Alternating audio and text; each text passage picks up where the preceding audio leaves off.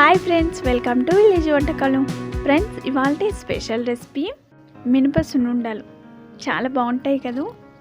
ఈ మినప సున్నుండలు మా అమ్మమ్మ చాలా బాగా చేస్తుండేవారండి. చాలా టేస్టీగా ఉంటాయి. మా అమ్మమ్మ ఏ స్టైల్లో చేసేదో అదే స్టైల్లో మీకు చేసి చూపిస్తానండి. చాలా టేస్టీగా పర్ఫెక్ట్గా మినప సున్నుండలను చేసుకోవచ్చు. సంక్రాంతి పిండి వంటల్లో ఇది కూడా ఒక రకం. చాలా టేస్టీగా ఉంటాయి. ఈ టేస్టీ మినప సున్నుండలని ఎలా రెడీ చేసుకోవాలి, దాని ప్రాసెస్ ఏంటో చూద్దాము. ముందుగా స్టవ్ పై ఒక బాండి నుంచి అందులో 1 కప్పు మినపగుండ్లు తీసుకోవాలి. మీరు పొట్టుతో అయినా తీసుకోవచ్చు, లేదంటే ఇలా పొట్టు లేకుండా మినపగుండ్లు అయినా వేసుకొని ఫ్రై చేసుకోవాలి. నేను ఇక్కడ పొట్టు లేకుండా తీసుకున్నాను. మినపగుండ్లని ఎంత బాగా వేయించుకుంటే మనకి సున్నుండలు అనేది అంత టేస్టీగా వస్తాయి. చూడండి, ఇవి కొంచెం కలర్ చేంజ్ అయ్యి మంచి వాసన వచ్చేంత వరకు వీటిని ఫ్రై చేసుకోవాలి. మినుములు ఫ్రై అయిపోయాయి.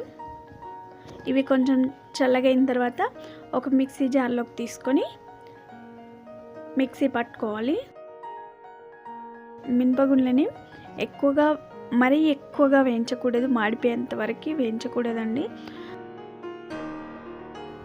ఒకసారి మిక్సీ పట్టుకున్న తర్వాత దానిలోనే ఒక 2 యాలకులను వేసుకోవాలి. నేను ఇక్కడ ఫ్లేవర్ కోసమని 2 యాలకులు వేసుకున్నానండి.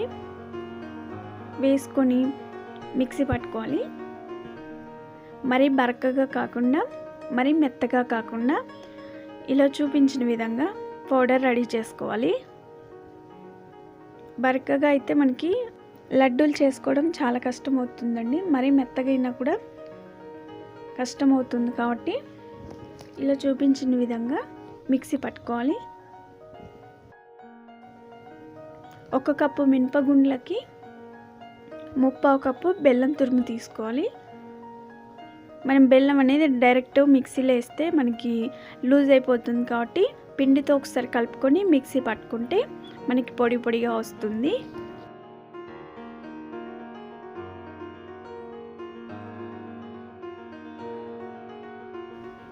అలా బాగా కలుపుకున్న తర్వాత దాన్ని కూడా మిక్సీలో తీసుకొని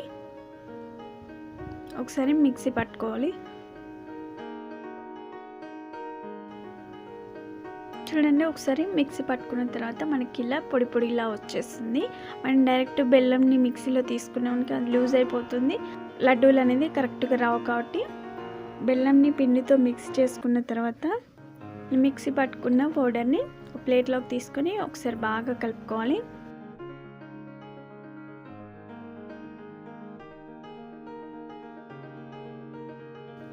అలా కలుపుకున్న తర్వాత కొంచెం నెయ్యిని దానిలో వేసుకొని లడ్డూలు చుట్టుకోవాలి.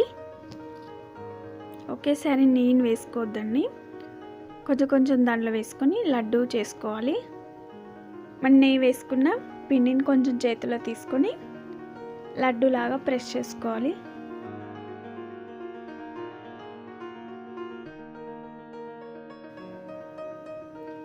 మీరు నెయ్యిని ఎక్కువ ఇష్టపడే వాళ్ళైతే ఇంకొంచెం నెయ్యిని యాడ్ చేసుకుంటూ చేసుకోవచ్చు. లేదంటే తక్కువ కావాలనుకుని కొంచెం తక్కువ వేసుకొని లడ్డూలను వత్తుకోవాలి. నాకు ఇక్కడ 1/4 కప్పు నెయ్యి పట్టిందండి. 1 కప్పు మినపగుండ్లు, అలాగే 3/4 కప్పు బెల్లము, 1/4 కప్పు నెయ్యి ఉంటే సరిపోతుందండి. ఈ మినప సున్నుండలను చాలా ఈజీగా రెడీ చేసుకోవచ్చు. ఈ సంక్రాంతికి ఇలా రెడీ చేసుకోండి, చాలా టేస్టీగా ఉంటాయి.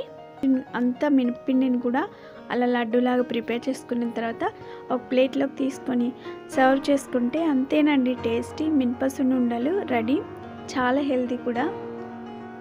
ఇలా రెడీ చేసి మీ పిల్లలకి రోజుకో లడ్డు చొప్పున పెట్టారంటే హెల్త్ లభిస్తుంది. అలాగే చాలా టేస్టీగా ఉంటాయి. మా అమ్మమ్మ ఇలాగే చేస్తూ ఉండేవారండి. చాలా టేస్టీగా ఉంటాయి. ఈ సంక్రాంతి వచ్చిందంటే మినప సున్నుండలు ఫస్ట్ చేసేవారు. చాలా రుచిగా ఉంటాయి. చూడండి ఎంత పర్ఫెక్ట్గా వచ్చాయో. చూపించిన విధంగా ట్రై చేశారంటే చాలా ఈజీగా సింపుల్గా ఈ మినప సున్నుండలు రెడీ చేసుకోవచ్చు. మనకి స్వీట్ షాప్స్లో ఎలా చేసి అమ్ముతారో అలాగే రెడీ చేసుకొని తినొచ్చండి. చాలా టేస్టీగా ఉంటాయి, చాలా హెల్దీ కూడా. మరి మీరు తప్పక ట్రై చేస్తారు కదా. మరిన్ని వెరైటీ రెసిపీస్ కోసం మా ఛానల్ని సబ్స్క్రైబ్ చేసుకోండి. మీకు ఈ వీడియో నచ్చినట్లయితే ఒక లైక్ చేయండి. మీ ఫ్రెండ్స్కి కానీ రిలేటివ్స్ కానీ షేర్ చేయండి. Thank you for the watching. Bye bye.